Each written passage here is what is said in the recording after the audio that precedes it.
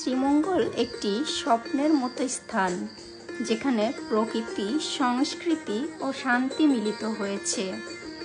যদি আপনি বাংলাদেশের কোনো অংশে ভ্রমণের পরিকল্পনা করে থাকেন, তবে শ্রীমঙ্গল অবশ্যই আপনার ভ্রমণ তালিকায় থাকার মতো।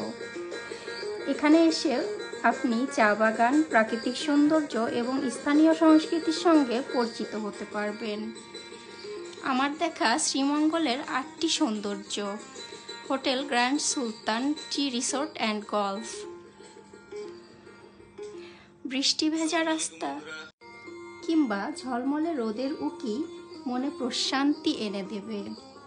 মিনি কাশ্মীর খ্যাত শমশেরনগর গলফ ক্লাব, যা এক দেখায় স্বর্গীয় সুখ এনে দেবে।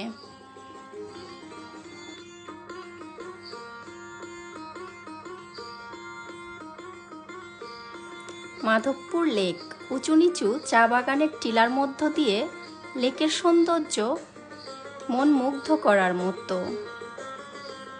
চারিপাশে শুধু সবুজ আর সবুজ, যা দেখে দু চোখ জুড়িয়ে যায়।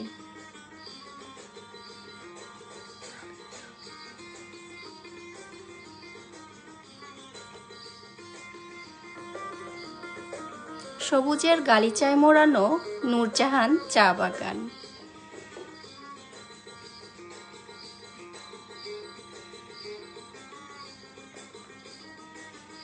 আলপনার রঙিন রঙে রাঙানো বিটিআরআই,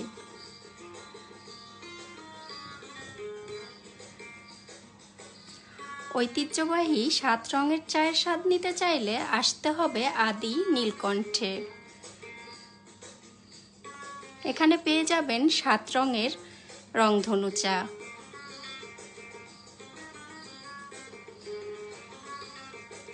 সারি সারি সবুজে ঘেরা রাবার বাগান, এ গাছের কষ সংগ্রহ করেই রাবার তৈরি করা হয়।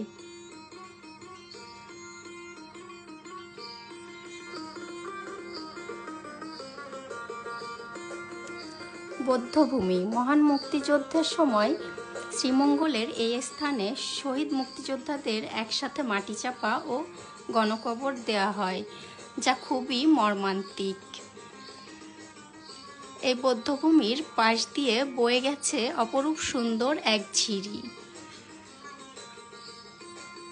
আর এই অপরূপ সৌন্দর্য দেখতে দেখতে নিজ গন্তব্যে ফিরে এলাম।